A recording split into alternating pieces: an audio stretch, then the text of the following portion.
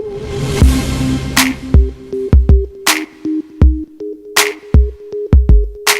guys, welcome. Guess what came in today? My 23andMe testing kit, and we're gonna find out who I am. So let's open it up. Alright, so this is what it looks like on the inside. I've finally managed to open it up after a bit of a struggle. Some of us are a bit more blonde than others. But yeah, basically the first thing I've got to do is register at 23andMe. So that's what I'm going to do. Alright, now that that's done, it's time to open up the package. So let's see. Alright, this is it, guys. I've got to fill the spit until here. This part is empty. But I just got to... Alright, let's try it.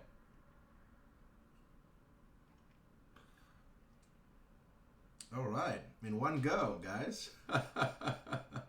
This is sensitive biological information. See, there's a bit of saliva, so I'll just add some more. A bit of bubbles.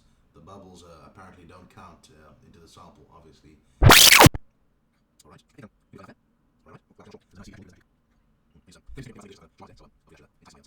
Alright, we've made it. We've reached the line. The rest is all bubbles, but we've reached the line. This is almost like a very badly tapped beer. I don't know if you guys can see that clearly, but basically the key thing is not to close it until you're 100% ready, because I don't know if you guys can see this.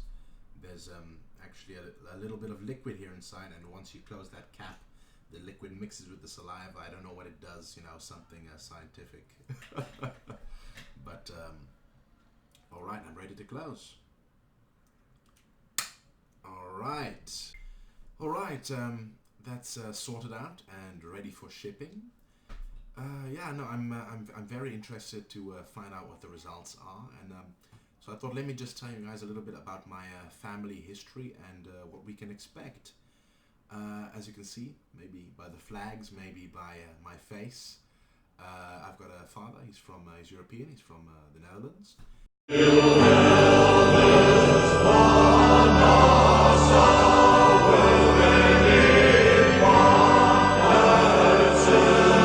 know, if there's no surprises, is 50% Northwest European Germanic for the Netherlands, of course, and 50% Southeastern Bantu for Zimbabwe.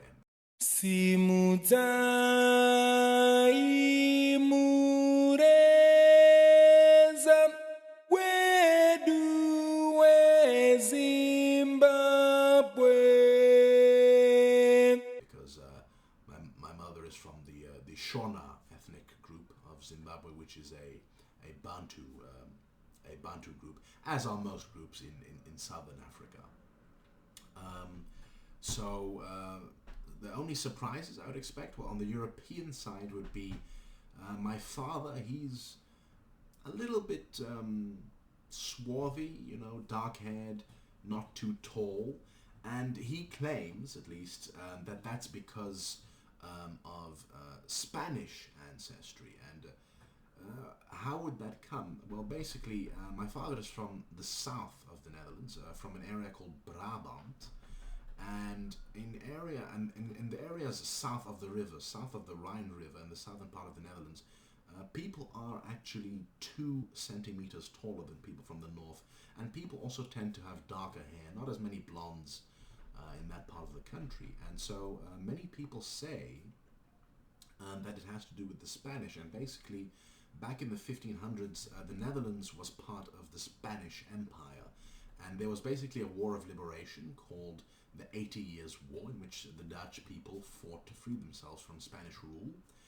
And the areas which were last to be freed from Spanish rule were the areas south of the rivers. The southern part of the Netherlands were the longest under Spanish occupation. And for those of you who know a little bit about history, you would know that any place where there are young men, young soldiers away from home for an extended period of time, there will always be some fraternizing with the locals, whether it be voluntary or involuntary. And that was certainly the case with the Spanish occupation, and so many people suspect that the reason that people in the south are a little bit shorter and a little bit darker haired might be because of the Spanish. So it'd be very interesting if there's any Iberian DNA to be found. Another interesting thing on the European side might be if there's any Jewish DNA. And the reason for that would be that around the same time, actually, 1600s, there were lots of Jews coming into the Netherlands, primarily some from the east, from Poland, Germany, or Ashkenazi Jews, but many as well fleeing the Spanish and Portuguese inquisitions in Iberia, the Sephardic Jews. And although most of those people didn't really settle in the south, they settled mostly in big cities like Amsterdam. I think before the Second World War, Amsterdam was something like 10% Jewish.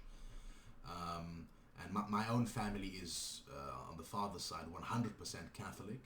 So I don't suspect anything, but you never know, of course.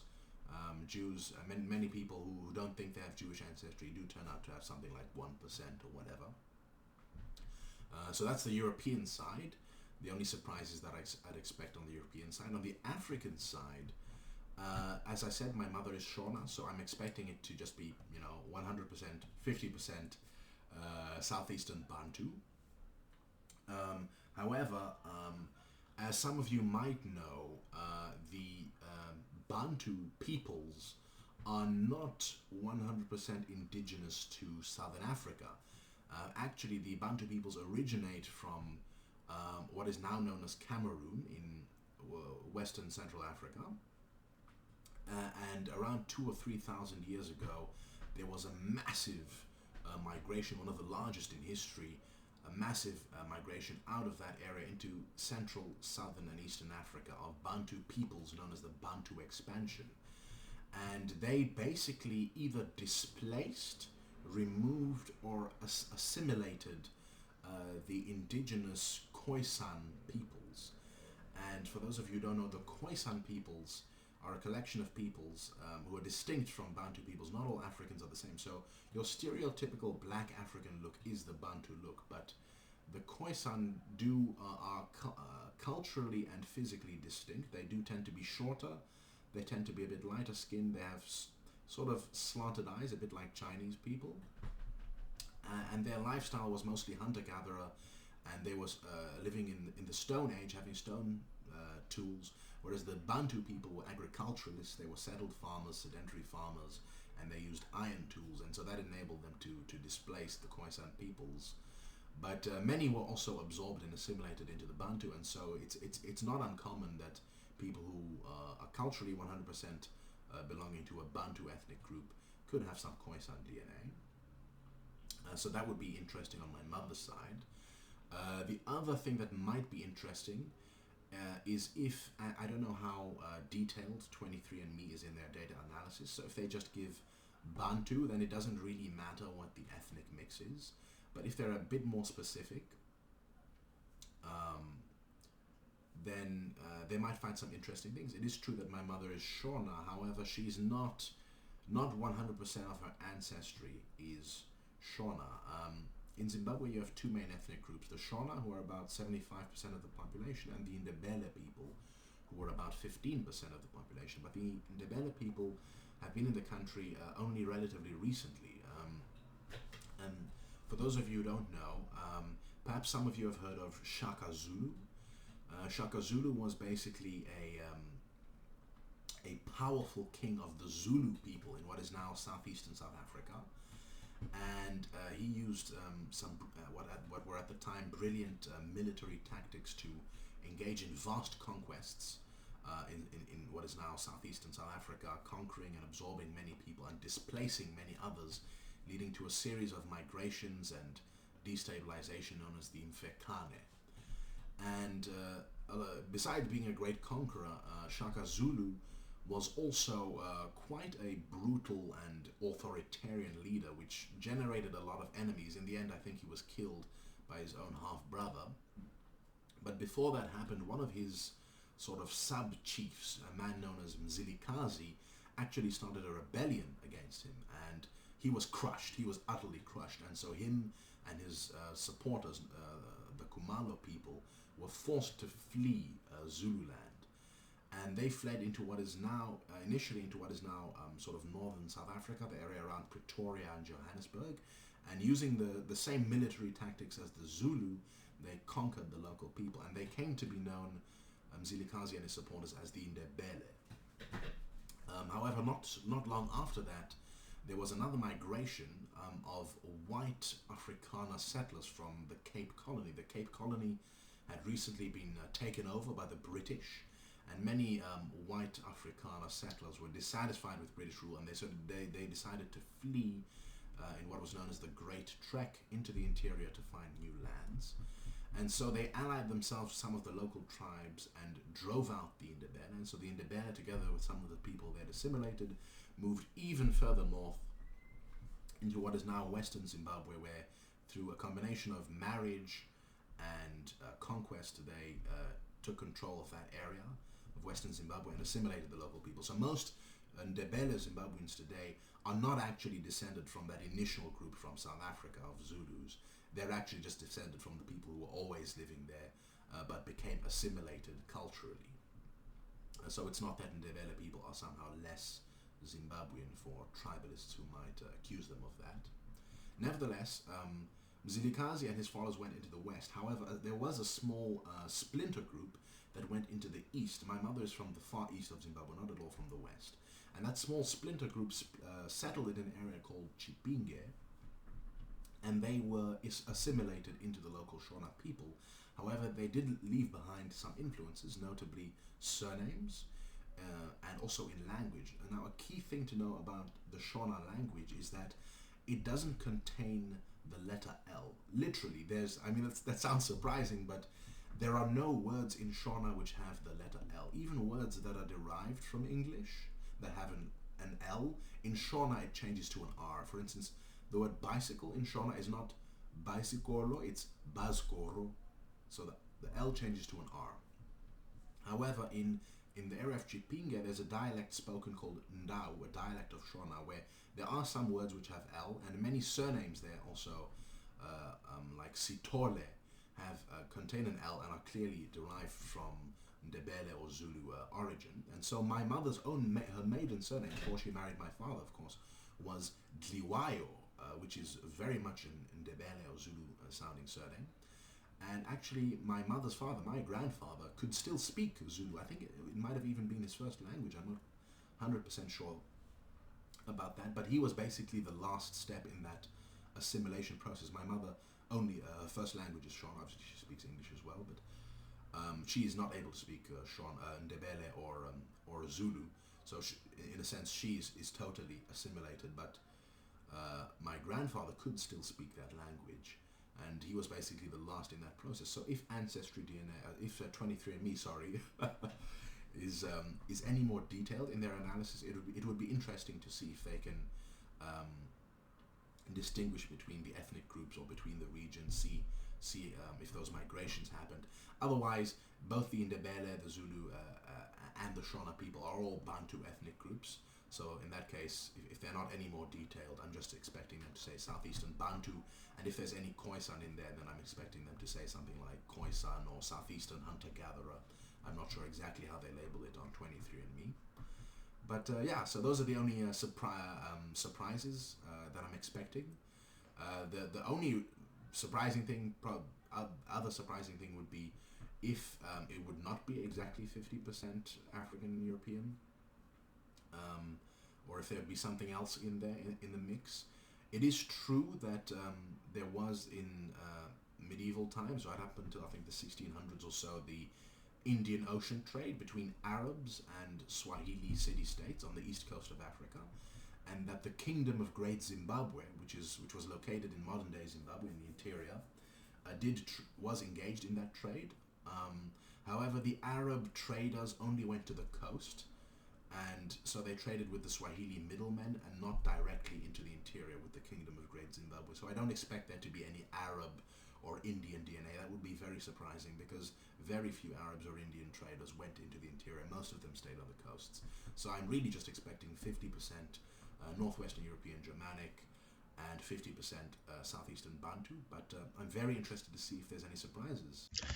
All right, guys. So I just got an email from 23andMe, and my results are in. So I say, let's check them out. All right. View your ancestry composition. Let's see what is in it. 50.5% Sub-Saharan African. All right.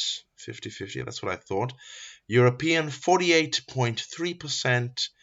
Trace ancestry 0.7%. Unassigned 0.5%. All right. This is a bit interesting. Let's check this out. Congolese and Southern East African, starting around 3,000 years, Bantu speakers. This is exactly what I thought, that I would mostly be Bantu in origin.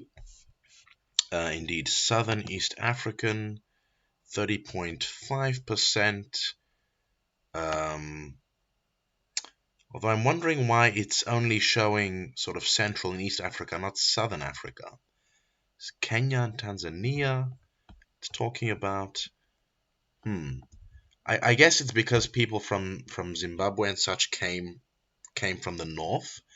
So I guess on the genetics it displays that. Angolan and Congolese 10.3%.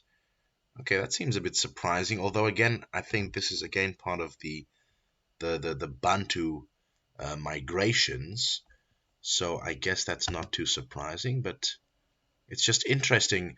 I thought they would sort of show a gene cluster maybe for Southern Africa, and then 4.6% broadly Congolese and Southern East African.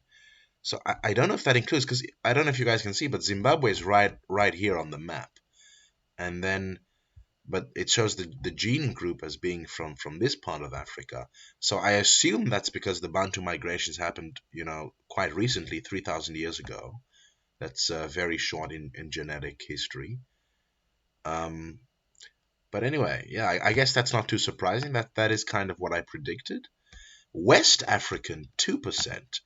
That's interesting, I guess.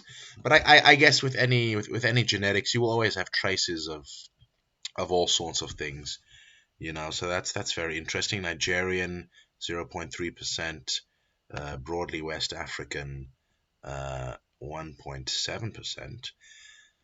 African hunter-gatherer 0.5%. I also predicted this result. I said that there could be small traces of Khoisan DNA because, of course, the Bantu migrations did not only displace, but they also assimilated some of the Khoisan-speaking peoples. And so obviously their genes will be contained in Bantu people like my mother and myself. And as you can see here, they show different Khoisan groups, the Pygmies in Central Africa and the San people in Southern Africa, which, as you can see, maybe right here on the map, that includes parts of Zimbabwe. So, all right, that's pretty interesting. I'm 0.5% Khoisan. It's not very much, but it still counts. And then 0.1% Northeast African. Again, not what I expected, but traces of everything can be found in everyone, I think, almost. And then broadly Sub-Saharan African, 2.4%. Wow, okay, so that's pretty interesting. I mean, I think nothing outside of my expectations for the African side.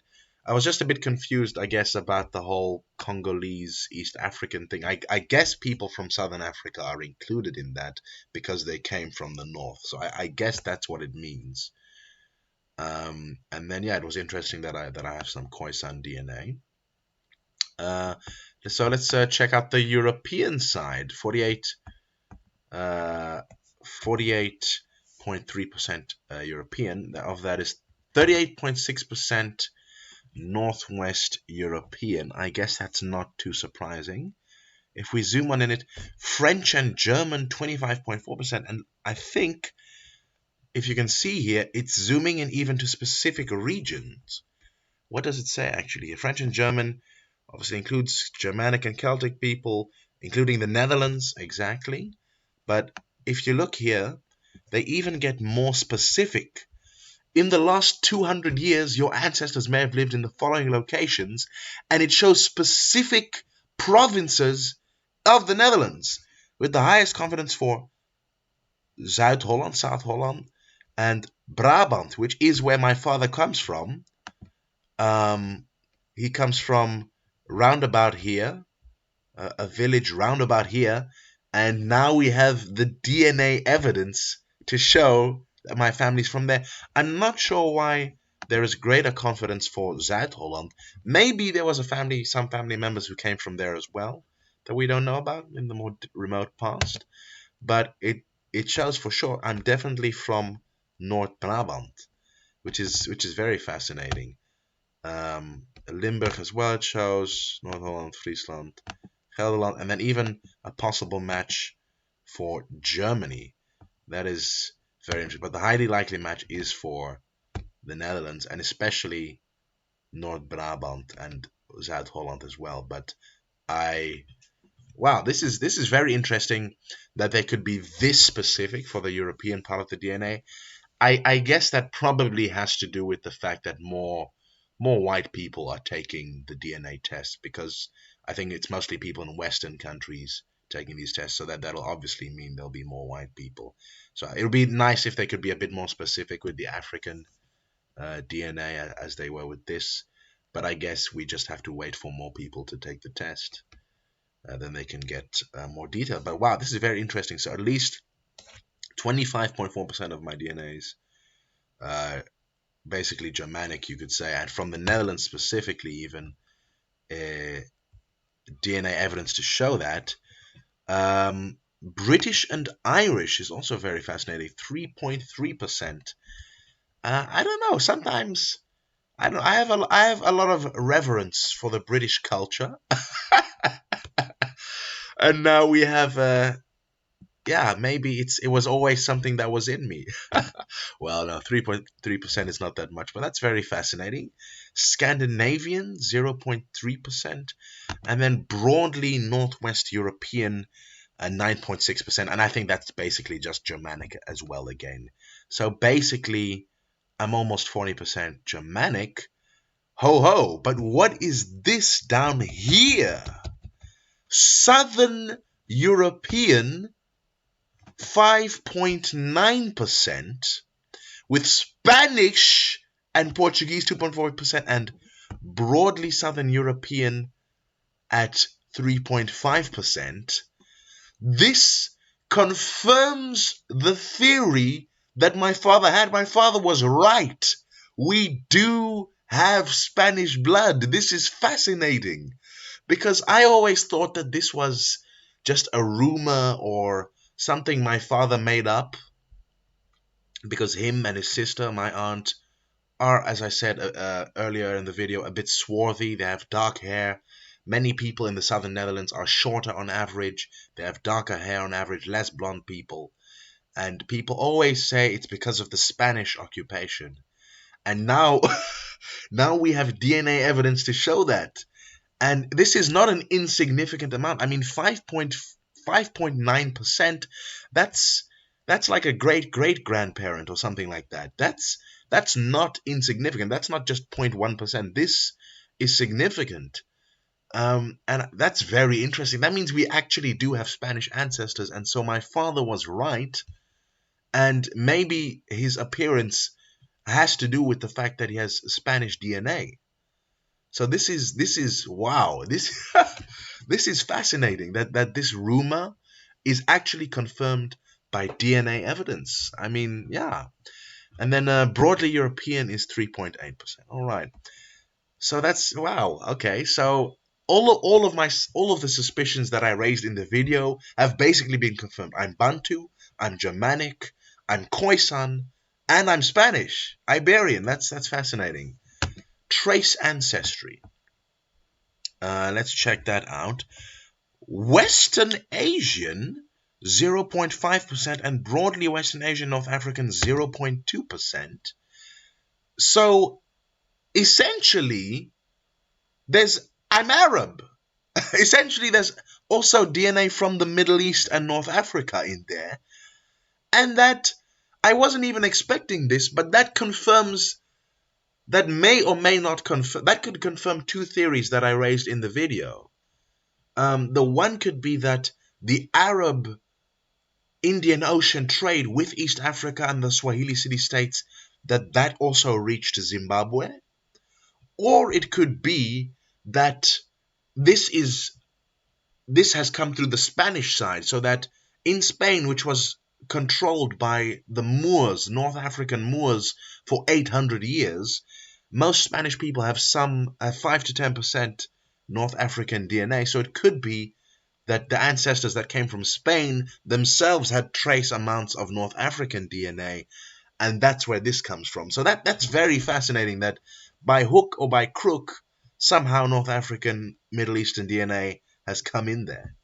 So that's very interesting, that you just see how history, impacts people. And then broadly East Asian and Native American, yeah, that's 0.1%, not expecting that. But then again, the Indian Ocean trade did include sometimes Chinese people. The Chinese did make voyages in the 1420s to the Swahili city-states, and they did leave behind sailors there. So again, this is a possibility. Again, of course, it's only 0.1%, but that's fascinating. That there's, I assume this is most likely the East Asian part, not the Native American part. But wow, that's very interesting. So almost all the theories I raised have been confirmed. Um, okay, well, this is interesting. Your ancestry timeline. How many generations ago was your most recent ancestor for each population? Wow. So they can actually, okay, Southern East African. You most likely had a parent, great grandparent, or great grandparent who was 100% Southern East African. This person was likely born between 1910 and 1970. Well, my mother was born in 1963, so I think this is describing either her or my grandparents. Same goes for the French and German, between 1880 and 1940, so that's most likely my father's parents, my grandparents. Angola and Congolese, again, no surprises there. But Spanish and Portuguese, you most likely had a second great grandparent, third great grandparent, fourth or fifth great grandparent who was 100% Spanish and Portuguese, born between 1790 and 1880. Okay, that's a little bit surprising actually, because the Spanish were in charge, in the late 1500s, not in 1790. So, I mean, that could be just an immigrant who came or something, but okay, that's interesting. But again, this confirms. So it's literally the case that there was a Spanish person in our family less than 200 years ago. So 150 to 200 years ago or so, there was a Spanish person. So that's probably where I think that's where the rumors that my father and raised came from. That there was probably, most people don't know their ancestors beyond their grandparents. So this was probably a sort of a rumor that filtered down that, oh, there was a Spanish person in the family, and that's why some family members are a little bit dark-haired and swarthy. And this confirms it. There literally was a fully blooded Iberian in the family, no later than 1790, no earlier than 1790. British and Irish as well between 1790 and 1880. A Nigerian, full-blooded Nigerian between 1760 and 1850. A full-blooded African hunter-gatherer, so a Khoisan person, between 1760 and 1850. That's also quite recently. A full-blooded Western Asian, so a Middle Eastern person, between 1730 and 1850. Again, this is all very surprising. And a full-blooded Scandinavian between 1730 and 1850. I mean, wow, this is, I have to say that this is fascinating. I mean, there were no sort of massive surprises with this DNA test. I mean, my parents are my parents, so that's not a surprise I was expecting, and luckily no such surprise happened. And again, it's basically 50-50 between African and European. But the rumors and the suspicions I had were true. Indeed, Spanish blood in there. Small percentage of Khoisan blood in there, Middle Eastern blood in there. That was surprising. So yeah, it really is. This is fascinating, and I would definitely recommend. I recommend it for everyone to take something like this. It's just very interesting, and you can see, your family history and where your ancestors have come from. It's just a very interesting thing. And well, yeah, no, thank you guys for watching.